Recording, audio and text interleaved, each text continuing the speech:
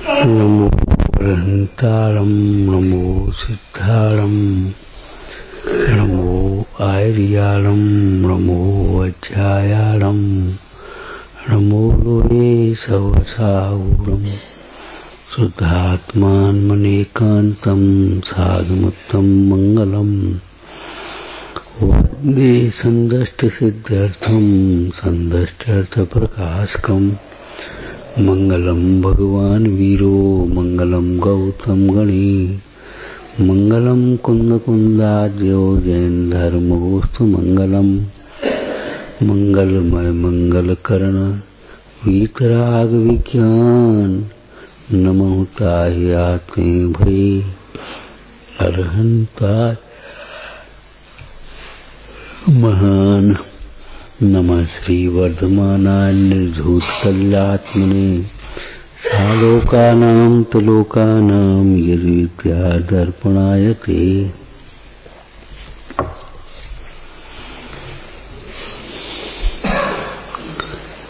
परिणामों का फल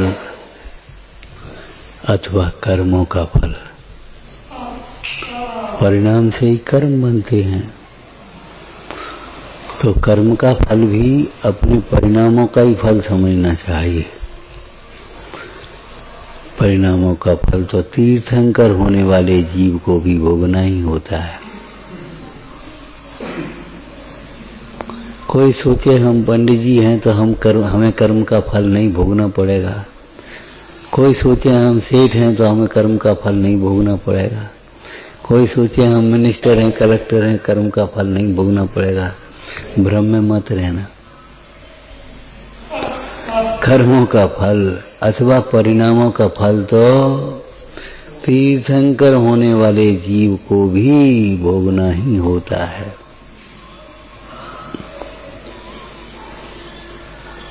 बिना सम्यक्त के और बिना संयम के। सम्यक्त और संयम बिना उन कर्मों के फल से बचाने वाला कोई नहीं।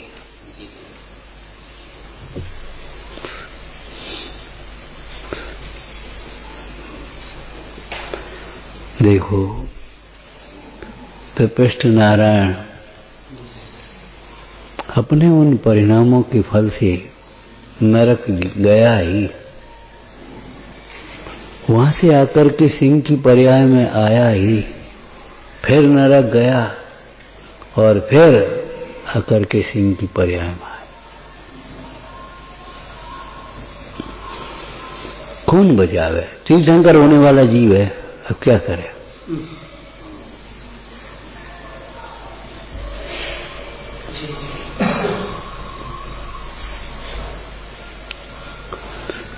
तीन खंड का साम्राज्य का क्या करे?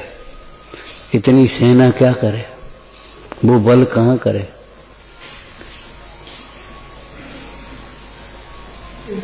कल कहा था ना, अपना सुदर्शन चक्र ही अपने घात का कारण हो गया जब सुदर्शन चक्र को पाकर अन्याय पर उतर आया।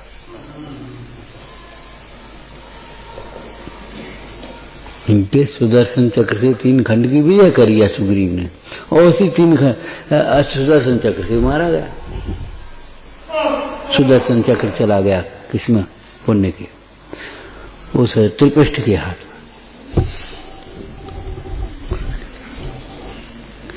बड़ी सुंदर भावनाएं हैं। कहाँ गए चक्री जिन जीता फर्स्ट खंड सारा, कहाँ गए वे राम और लक्ष्मण जिन रावण मारा। ऐसी तरह यहाँ लगा दो, कहाँ गए त्रिपृष्ठ, कहाँ गए हाँ, कहाँ गए?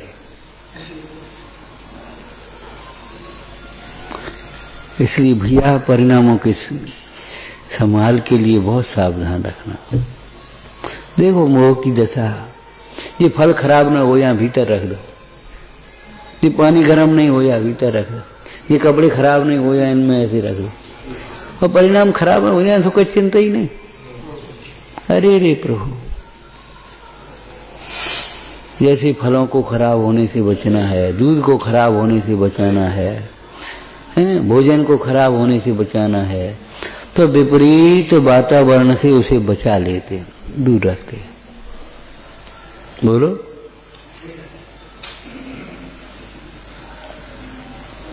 ये भोजन बिगड़ जाएगा, वही भीतर रख दो, ढांक के रख दो, इसमें कोई चींटी गिर जाएगी, कोई कुछ हो जाएगा, हैं? ऐसे हमारे कुसंग में परिणाम बिगड़ेंगे, भैया दूर रहो। अपन तो ग्रस्त अवस्था में बैठे हैं। आचार्य कुंद कुंद देव तो मुनिराजों से कह रहे हैं प्रवचन सार जी में, हे साधो, लौकिक जनों की संगति तेरे पतन का कारण बनेगी। अपने से अधिक गुणवानों की संगति करो, और नहीं तो कम से कम समान गुणधारों की। कुसंग में तो इतने ऐसे सावधान रहो जैसे कोई धन को पास में रखता हुआ ठगों से सावधान रहता। यात्रा में सब जगह लिखा होता है ठगों से सावधान, ठगों से लड़ो थोड़ी लिखा होता है। भिड़ो भी नहीं, लड़ो भी नहीं, दोस्ती करो ये भी नहीं बनेगी, उनकी विश्वास करो ये भी नहीं बनेगी। फिर कि अपन सावधान रहोगे तो बच जाओ।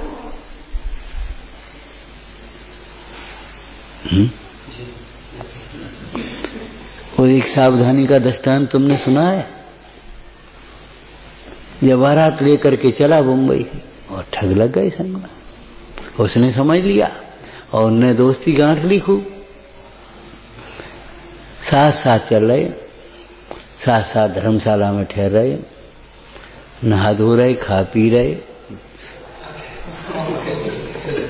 और पता नहीं पड़ पाया। बड़ी मनोवैज्ञानिक बात थी। आदमी दूसरे में देखेगा, अपने में थोड़ी देखेगा। या भैया अब हम बैठे, तुम नहा धोया निबटे आपने, अब तुम बैठो, अब हम निबटे आते, और जब वो जावे तो उनके सामान में रख दे।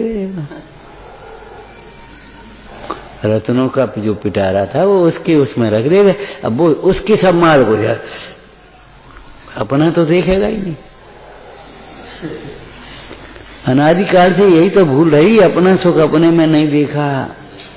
अरे अपने दुख का कारण भी अपने में नहीं देखा। क्या करें, हम इन बाल बच्चों की वजह से हैरान हैं।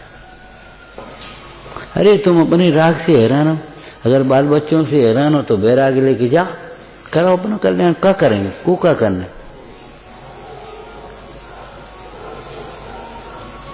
हम तो समाज के मारे हैरान, तो जंगल में जाओ, रहो क्या कुछ हूं, सब इतना राग नहीं घटा, तो ये कब राग के कारण हैरान?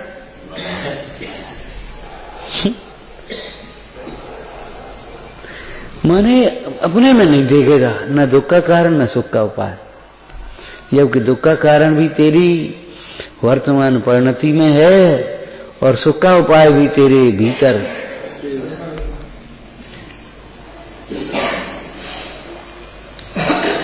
तेरी मंजिल भी भीतर है और तेरा मार्ग भी भीतर है। आकर सिंह की पर्याय में चला गया। काल लब्धि बिना करोड़ उपाय करो तो भी कार्य सिद्धि नहीं। कलश टीका में लिखा, किस अभिप्राय से? काल लब्धि के भरोसे कल्याण को छोड़ दो तुम अपने, इसलिए नहीं।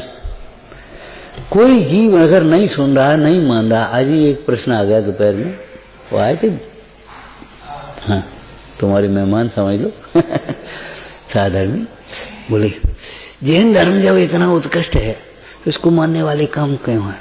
हमने कहा उत्तम उत्तम वस्तुएं कम ही होती हैं, क्या को लगे? इसके संसार का किनारा नजदीक आ गया, भली होनार है, काल लब्धि निकट आ गई है, उसको ये धर्म सुहाएगा। हमने कहा ये तो हम लौकिक बात कर रहे, तुमने 5वें 6वें की संस्कृत में पढ़ा होगा, बने बने न चंदनम। चंदन का सब जगह हो, तो जैसे ये बेशरम ठाड़ो हो या बबूरा ठाड़ो, दक्षिणी बबूरा, और जो तुम्हारे अकौआ ऐसे ठाड़े हो जाते जंगल सड़क के किनारे, ऐसे क्या चंदन होता है क्या? गजे गजे न मुक्ता। हर सर्व के पास मणि होती है, हर सर्प के पास मणि है? किसी बिरले सर्प के ऊपर मणि है, फण है? और हर हाथी के पास मुक्ता है? हर वन में चंदन है क्या? ऐसे ही हर एक को सुहाता है। काल लब्धि आ जाए तो सारे योग बन जाते। ऐसा जानकर कोई न माने उत्तम उपदेश को, कोई धर्म मार्ग में प्रेरणा करने पर भी न लगे तो कथा मत करना, उसका अभी काल दूर है, घबराओ मत, समता रखना। बस इसलिए कहा है तुम अपना कल्याण काल लब्धि के भरोसे छोड़ दो, ये मत कर जब काल आएगा तब करेंगे।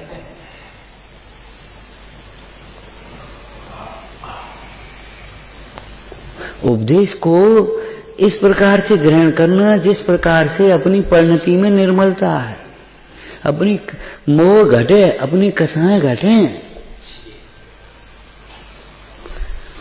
संभाय तो सारे हैं, स्वभाव है, पुरुषार्थ है, काल लब्धि है, भवितव्य है, निमित्त है, सब है, लेकिन आप उनका प्रयोग करना सीखो। अगर विधि नहीं जानते तो हम कहते घर में आटा है, दाल है, सब्जी है, गैस है, सब है, चूल्हा ईंधन सब है, और आप भूखे बैठे हो, माँ आए तो रोटी बना।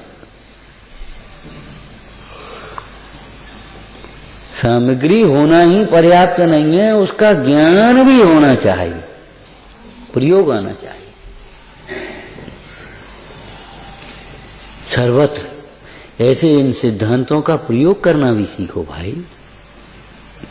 ये सिद्धांतों का दुष्प्रयोग करोगे तो आप बर्बाद हो जाओगे।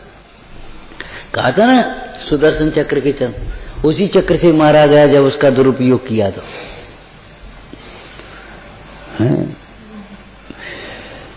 तो विचारना सिंह की काल लब्धि आ गई। काल लब्धि आने पर स्वयमेव निमित्त बन जाते।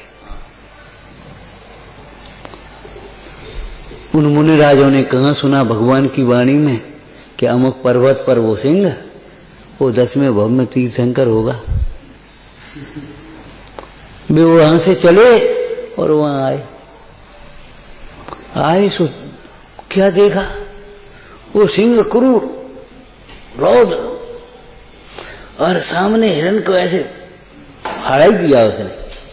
अब पड़ा ऐसी जगह भैया अपन तो खड़े भी नहीं हो पाए। हे भैया चल चल चल, अपन तो खड़े भी नहीं हो पाए। उस तरफता हुआ सिंह सामने पड़ा, वो क्या नाम हिरण सामने पड़ा, और वो ऐसी महाराज उपदेश दे। अबे तुम्हें न कैसे वैसे बैठ गया तो हम कब चलो उपदेश हम ऐसे लौट जाएंगे। सोचो वो अरे सचमुच सही बात तो ये है, आत्मा जैसा आत्मा ही है, ज्ञान जैसा ज्ञान ही है, सिद्ध भगवान जैसे सिद्ध भगवान ही है, साधु जैसे साधु ही है, सम्यक्त जैसा सम्यक्त ही है, धर्म जैसा धर्म ही है, धर्म जैसी कोई दूसरी वस्तु विश्व में नहीं है। ऐसे निर्गम साधु जैसे साधु दूसरे नहीं। मुनि नाम अलौकिकी वृत्ति। अब आप समझिए निर्विचिकित्सा अंग कितना आवश्यक है। जिसके जीवन में निर्विचिकित्सा नाम का अंग नहीं है वह धर्म प्रभावक तो हो ही नहीं सकता, धर्मात्मा ही नहीं हो पाएगा, धर्म प्रभावक कहां से होगा। अरे इन मुनीश्वरों के सामने तो भीड़ आ जाए, चोर आ जाए, चांडाल आ जाए, सबको आशीर्वाद भी देंगे और यथा योग्य उनको उपदेश भी देंगे। सबको कोई समाचार सुना देंगे ये बात नहीं, आज की भाषा में कहेंगे, लेकिन उसको उसकी पात्रता के अनुसार उपदेश भी देंगे।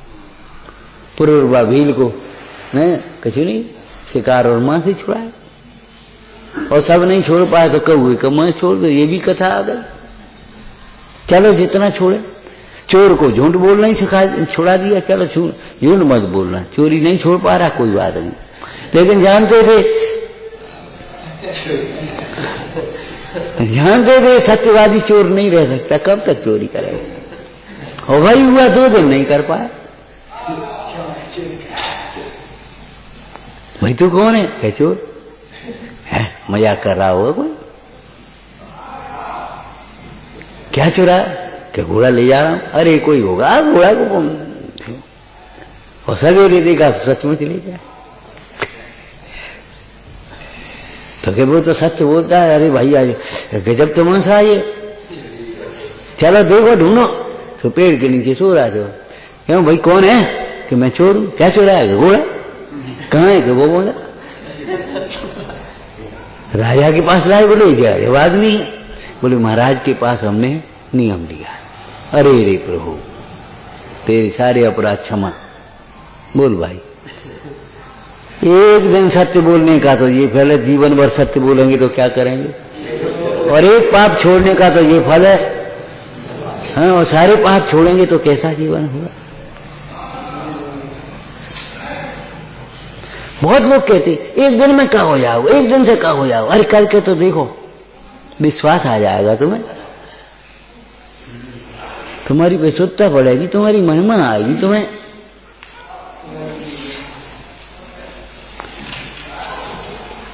आकर के मुंडा खड़े हो गए, आकर के मुंडा खड़े हो गए। ओहो ऐसी जगह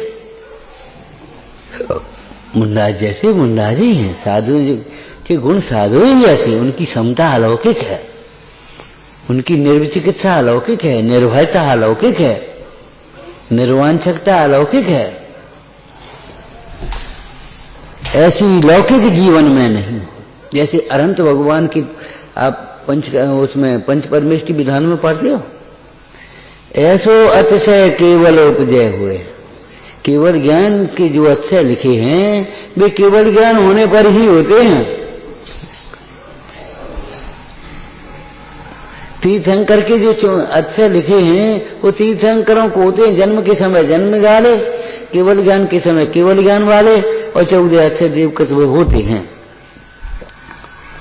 उसके बिना वे स्वयं भी करना चाहें तो नहीं करेगा।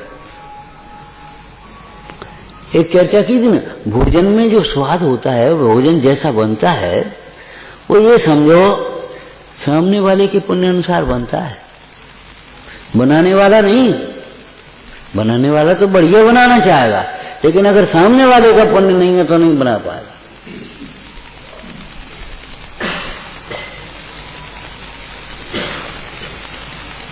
अकेले भोजन सामग्री वही है, उससे नहीं होगा कुछ। अध्यापक पढ़ाना चाहे, सामने वाले के जैसा पुरुषार्थ होगा, विशुद्धि होगी, क्षयोपशम होगा, वैसे ही वो ग्रहण कर पाएगा, नहीं पढ़ा पाएगा। जैसा उसका उदय होगा, वैद्य डॉक्टर क्या करेगा बेचारा, वैसे ही उसको औषधि दिया।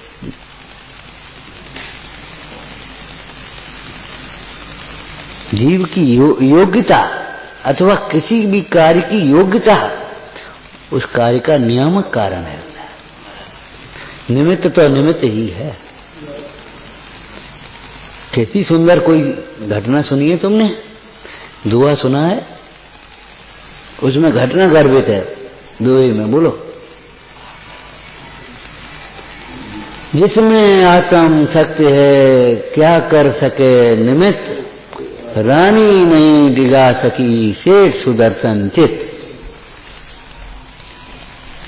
सेठ सुदर्शन के चित्त को क्या वह रानी भी चलायमान कर सकी? नहीं, निमित्त क्या करे।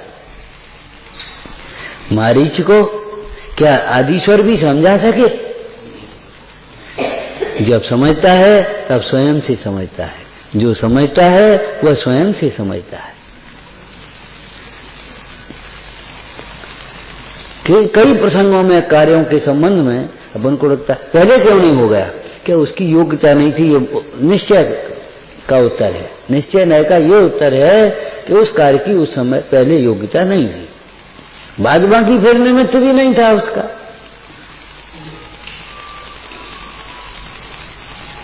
स्वकाल भी नहीं था। मूल कारण है ऐसा समझने से तुम्हें पर के कर्तृत्व का वजन नहीं आएगा, अपने कर्तृत्व का वजन नहीं आएगा, दूसरे का दोष नहीं दिखाई देगा, अहंकार नहीं आएगा कभी।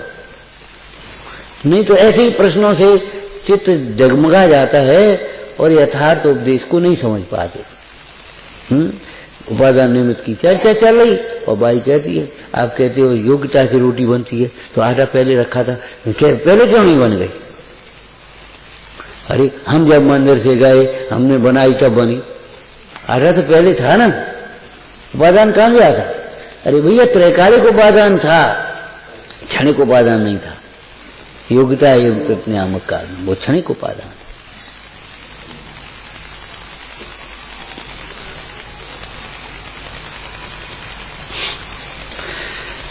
तो कालब्धि आई, सिंह सामने खड़ा, देखो ये परिणाम अध्रुव है भाई, जिनको देख करके तुम ग्लानि करते हो, कहो तो तुमसे पहले मुख चला जाए।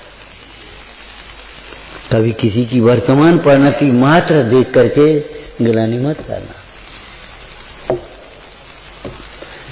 दृष्टांत बोलो, जैसे अरे वो तो ठीक है, वो तो अब चल ही रहा है, बोलो जैसे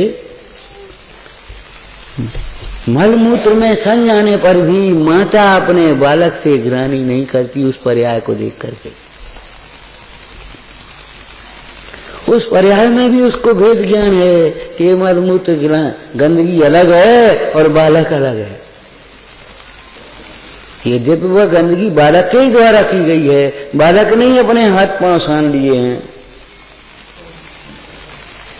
और उस समय वैसी अवस्था में वो बालक गोद में लेने लायक नहीं है, फिर भी बालक बालक है, बालक बालक है, गंदगी गंदगी। उस अवस्था में भी गंदगी को मां अलग जानती है, और उसने आई और झट से वेद ज्ञान किया, उसने वेद ज्ञान किया और झट से उसको उठाया, ऐसे ही गोद में नहीं लगी, झट से उसको कपड़े अलग किए, जरा पानी लाना तो करना, ऐसे पहुंच के कपड़े बदलवाए, गोद में ले लिया। जैसे उस बालक को ग्लानि करके फेंकती भी नहीं है, छोड़ती भी नहीं है, और गंदी अवस्था में गोद में से लगाती भी नहीं है, उसकी गंदगी को दूर करके अपनी गोद में ले लेती है। ऐसे ही धर्मात्मा दूसरे जीवों के दोषों को छुड़ा करके अपने समान बना लेते हैं, अपनी शरण में ले लेते हैं। दोषों को के कारण से उन जीवों का तिरस्कार भी नहीं करते, उन्हें छोड़ते भी नहीं है, और दोष रूप अवस्था में ही उनको अपनाते भी नहीं। दोष रूप अवस्था को नहीं अपनाते, लेकिन दोषों के कारण से उन जीवों का तिरस्कार भी नहीं। अरे हर तू चोर चोर, कोई देखेगा तो क्या कर, भगिया भगिया,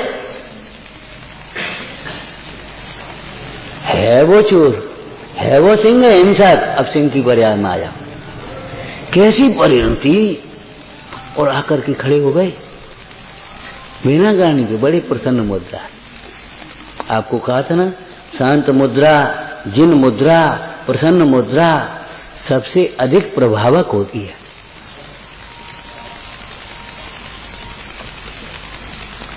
ठंडा लोहा कभी गर्म लोहे से नहीं कटता, गर्म ही ठंडे से भले कटे। उन मुनरायों की शांतता को देखकर, जिसकी कालब्धि आई, जिसकी भली होनार है, उसके परिणामों में भी निर्मलता। संगी पंचेंद्रिय है, भले वो मनुष्य जैसी भाषा नहीं बोल सकता, लेकिन सोच सकता है। क्या विचारने लगा, बस इतना ही कहेंगे। बोलो क्या विचारने लगा? मुझे देख कर तो सब लोग भयभीत होकर दूर भागते हैं। मेरे पास तो हथियार लेकर के भी आदमी आने में डरता है। और जी शांत पुंज, तेज पुंज, ठीक है जी, ये दिया करता। अरे ये कोई सामान्य नहीं है, ये कोई अलौकिक पुरुष है। ऐसे देखने लगा। एक टक जन तुमको अवलो, अवर विषय करे न को कर खीर जलद जल पा, खार नीर पीवे मतिमान। कहाँ खारे परिणाम आएंगे बे? फिर परिणाम एक और आकर के देख। पर जब वो देख रहा है, जिज्ञासु है, मुनराज उपदेश देने लगे, हे मुनराज, ये क्रूरता तुझे शोभती नहीं है, कलंक है। अरे अनादिकाल की चर्चा तो कौन कर सकता है, लेकिन विचार कर, तू आदिनाथ का पौत्र था, भरत चक्रवर्ती का पुत्र था, पुरुर्वा भील की अवस्था में था उससे पहले, और किस किस प्रकार से तूने भगवंतों की विराधना करके कैसे कैसे कष्ट रहे, कैसे कहां कहां भटका।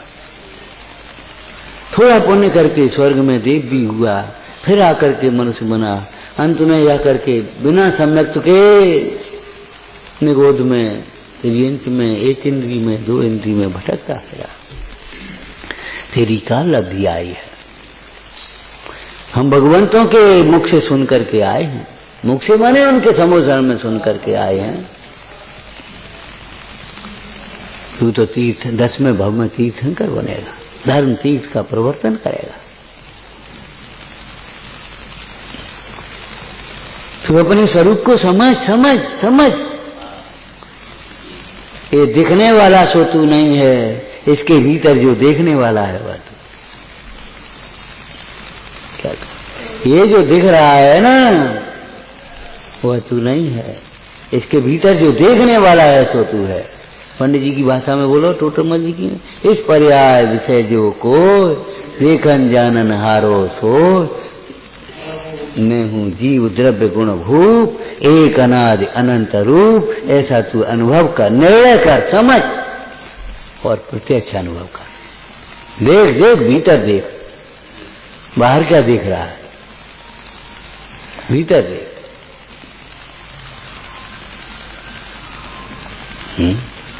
विचार तो करो।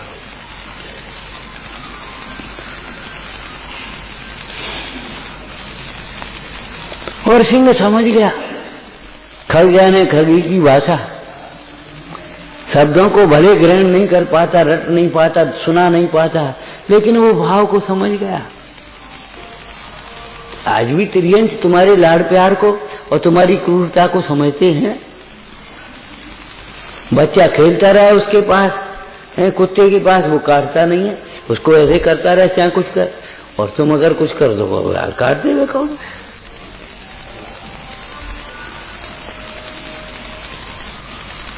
जीवों के परिणामों का खेल है, परिणाम की बात परिणाम तक पहुंचती है निमित्त नैमित्तिक रूप से।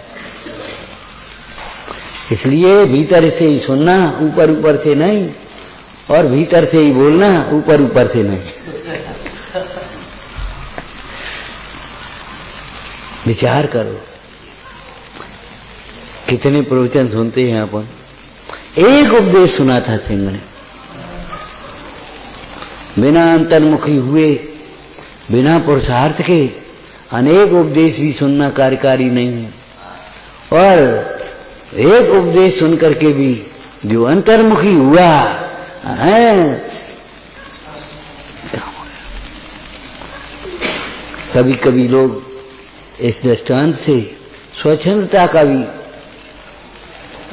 पोषण करने लगते हैं। अरे सम्यक दर्शन तो वैसे ही होता है। बता कौन उसने मांसाहारी था सिंह, और चाहे कुछ खा रहा था, अरे इससे क्या संबंध, चाहे कुछ खाओ पियो, अरे अपने आत्मा को समझो, क्या भाव को समझो, इससे क्या होता है। अरे ऐसा नहीं है, मांसाहारी सिंह को सम्यक तो नहीं हुआ, मांसाहारी सिंह को सम्यक तो थोड़ी हुआ है, क्रूर परिणामी रौद्र ज्ञानी सिंह को सम्यक तो नहीं हुआ है। मुंडायों को देख करके उसकी परिणति में विशुद्धि प्रकट हो गई, विशुद्धि लब्धि आई, 6 उपशम लब्धि थी, संगी पंचेंद्रिय था 6 उपशम, और विशुद्धि लब्धि और आ गई, त्याग हो गया उसके ऊपर, उसके चित्त में शांतता, रौद्र भाव का, क्रूर भाव का है व्यय हो गया, हिंसक भाव का अभाव हो गया उसको। घबराओ नहीं, पापी धर्मात्मा होता है, परंतु पाप को छोड़ करके धर्मात्मा होता है, पाप करते करते धर्मात्मा नहीं हो जाता।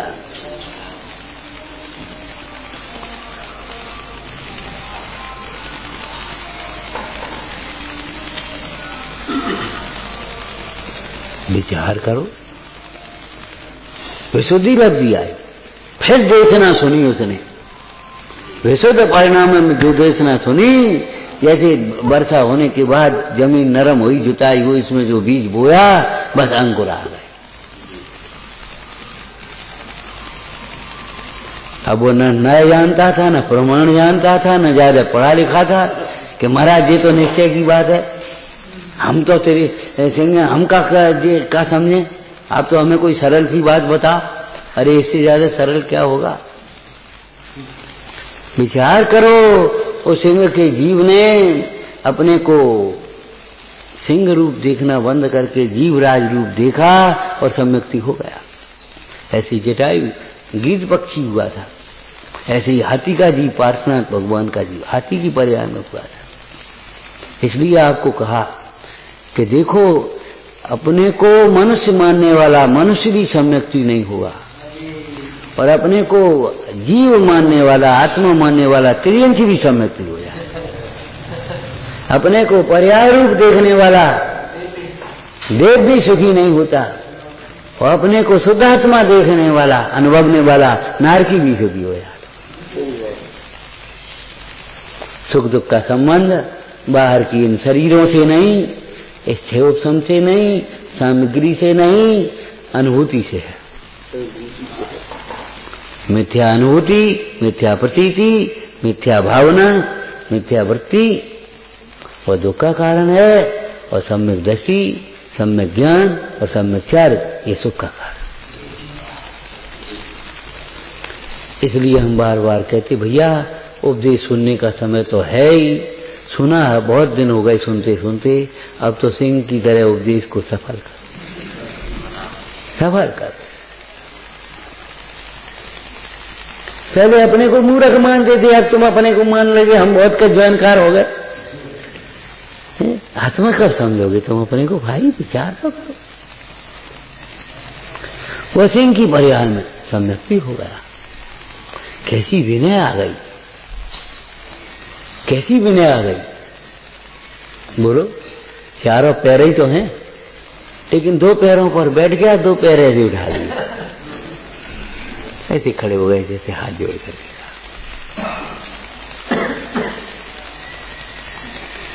अपना माथा रख दिया, ऐसे परिक्रमा करने लगा। कहां से आ गई भक्ति? कहां से आ गई?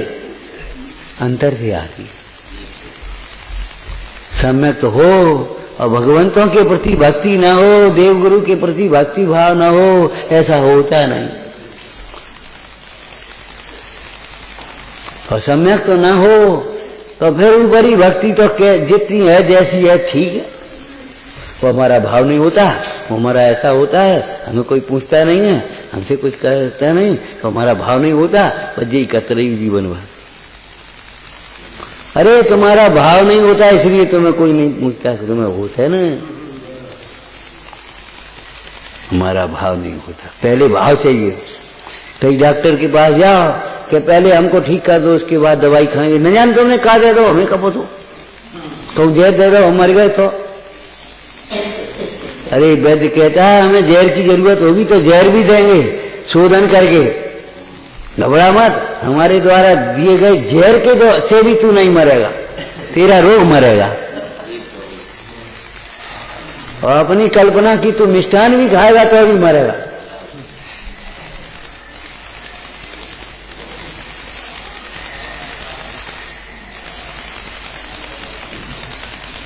विचार करो, कहां से आ गई, कैसे भक्ति आ गई, वो कितना बल आ गया। अब भैया अब हम क्या करें, जंगल में किसी शुद्ध भोजन की व्यवस्था तो है नहीं, और अब कैसे हम आगे बढ़ें, कैसे श्रावक से व्रत अंगीकार करें, कैसे हम धर्म करें भाई। अब हम जब पर्याय में क्या कर सकते हैं, हमारा तो आहार ही मांस है, नहीं है। आत्मा के स्वभाव को देखें तो अनाहारी है, और स्वभाव को समझा है वह युक्ताहारी है। योग्य आहार होता है, फिर वह अवक्ष भक्षण नहीं करता। तब तो मुंडाज ने सीता से कहा था सीते ये पक्षी श्रावक हो गया, अब अवक्ष भक्षण तो करेगा नहीं, इसका पुत्र की तरह पालन करना। तब सीता ने जैसे पुत्र का नाम रखते हैं ऐसे उसका नाम जटायु रख लिया। ये नाम रखा गया था उसका जटायु। जटायु नाम का कोई पक्षी तो नहीं होता है, गिद्ध पक्षी था, नाम रखा था और वह उन्हीं के संग में रहे। पद्म पुराण का वचन का कार ने कैसे लिखा है? राम भक्ति करें और सीता वीणा बजाएं, तो वह जटायु वो गिद्ध पक्षी भी पंख उठा करके नृत्य करे, विभोर हुए, कृत कार्य अनुमोदना दे। हमें बोलना नहीं आता, हमें शर्म लगती है, हमें ऐसा होता है, हमें वैसा होता है। उल्टा बोलने के लिए शर्म नहीं लगती। विवाह होकर के आया, एक बहू आई है, अच्छा भजन बोलती थी। किसी ने कहा बेटा भजन बोलो, हमें शर्म लगाते और दरवाजे में खड़े बातें कर बेकर शर्म नहीं लगाते। दरवाजे में खड़े बातें करे, जिन्हें देखने पर बूढ़े पुराने को इंतजार करके हटे तब नहीं करें, वहां शर्म नहीं लग रही। और भक्ति बोलने में, भजन बोलने में शर्म लग रही। अरे रे प्रभु, योग वचन बोलने के लिए हमें समझ नहीं है, हमें एक अकल नहीं है, हमारे पाप का हो रहे, और अयोग्य वचन बोलने के लिए नहीं है। अरे ये तेरा छल है भाई, सिंह से कुछ सीख। सिंह जैसा पराक्रम होना चाहिए। ये तो सिंहों का मार्ग है, वीरों का मार्ग है। परंतु इस स्तुति में एक शब्द लिखा है, अभिनंदन भगवान की स्तुति में चतुर्विंशति तीर्थंकर, क्रूरता से शून्य। हाँ, सिंह वृत्ति तो होती है ज्ञानियों की, लेकिन क्रूर वृत्ति नहीं होती। हाँ, क्रूरता से शून्य। तो सिंह वृत्ति कैसी? जैसे सिंह पराये शिकार पर नहीं झपटता, ऐसे ये पराई संपदा को नहीं चाहता, पौद्गलिक भोगों को नहीं चाहता, पौद्गलिक विषयों में नहीं अटकता। वह अपने स्वयं से उपार्जित अतीन्द्रिय आनंद रस को बेचता है, अपने कर्म फल को भी बड़ी क्षमता से भोग लेता है और उनकी निर्जरा करके आगे के कर्मों का बंध नहीं करता।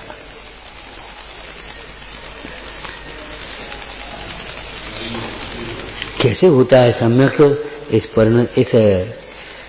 प्रसंग से, महावीर चरित्र के इस प्रसंग से सम्यक की विधि समझ लेना। कितना सरल है, जिसको आपने कठिन बना रखा है, ये तो बहुत कठिन। कितना सरल और कितना आनंदमय। सम्यक के संबंध में यदि कठिन की मानता हो अपने अंदर तो दूर कर लेना, लेकिन सहजता से, कोमलता से, विनय से, भक्ति से, विशुद्धि से सुन करके अंतर में समाने से सम्यक होता है।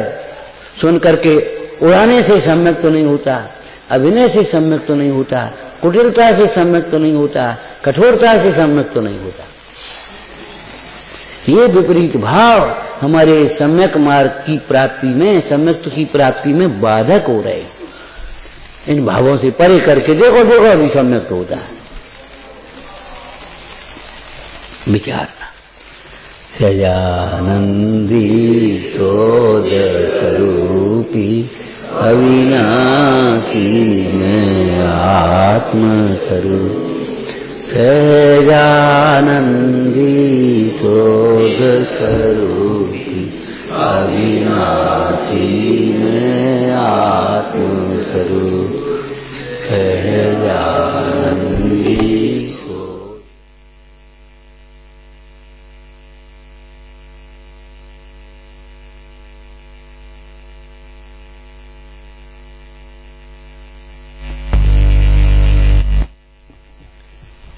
सत्यवादी चोर है। कैसे गजब का जैन शासन, कैसे सुंदर मंगलकारी वचन।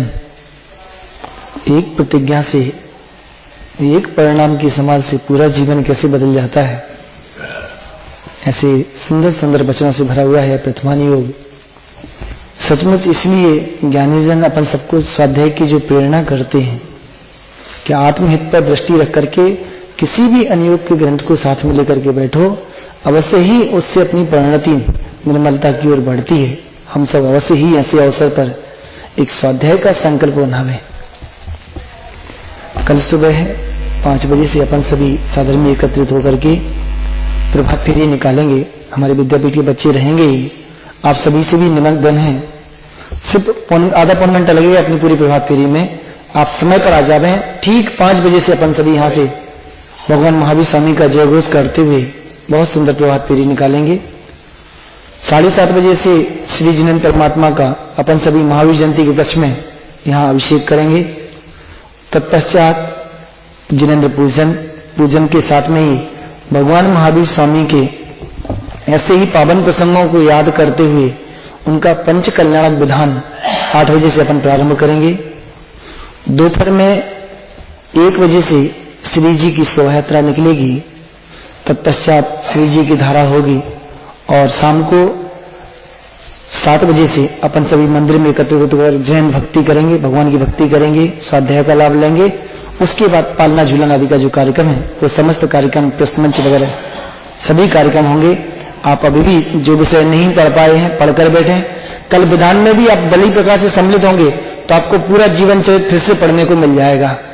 तो उत्साह से प्रभात फेरी में आए, विधान में जुड़े, स्वाध्याय का लाभ लें, ऐसी हमारी मंगल भावना। और जो आपको ये हाँ पंडित साहब ऐसी कर ले रहे हैं। हाँ जी जी जी हाँ, वो डिस्टर्ब नहीं होगा, ऐसी व्यवस्था कर लेते मेरे साहब। तो अपन उसी पांडुशिला के आधार हम व्यवस्था कर देंगे भैया। सुबह विधान हो जाएगा और पांडुशिला के ऊपर की पांडुशिला अपन टेबल पे ले लेंगे आगे। चांदी लगवाएंगे हम, सुबह विधान में लगवाएंगे, उसे लगवाएंगे हैं। वो व्यवस्था हम पूरी करके रखेंगे रात में। अभी अपन से करते हैं 10-5 मिनट को सभी कार्यकर्ता जाएंगे। 10 मिनट पूरी तैयारी अपन कर लेंगे, ज्यादा टाइम लगने वाला नहीं है। ठीक है। दूसरा, कल बहुत सुंदर प्रेरणा जो अपने को इस सदवाक्य लिखने की मिली थी, उसमें एक सुझाव ये आया कि जितने भी बहनें अथवा भाइयों को सदवाक्य याद आ रहे हैं, पहले सामान्य कापी पर लिख करके दिखा दें। नहीं तो पता लगे एक जैसी वाक्य, एक ही वाक्य 10 लोगों ने लिख दिया। तो पहले कापी पे लिख के दिखा दें और सुबह तक उसको हम फाइनल कर देंगे विधान की बात तक। तो आप शाम तक उसको लिख करके जमा करेंगे तो भी आपको प्रतियोगिता में शामिल कर लिया जाएगा। और हाँ जी और प्रत्येक लिखने वाले को पुरस्कृत करेंगे। ऐसा नहीं कि फर्स्ट सेकंड थर्ड छानेंगे, फर्स्ट सेकंड थर्ड छानेंगे और प्रत्येक लिखने वाले को हम पुरस्कृत करेंगे। तो आप अवश्य ही कुछ ना कुछ अपनी डायरी को, कॉपी को खोलें और सदवाक्य निकालें।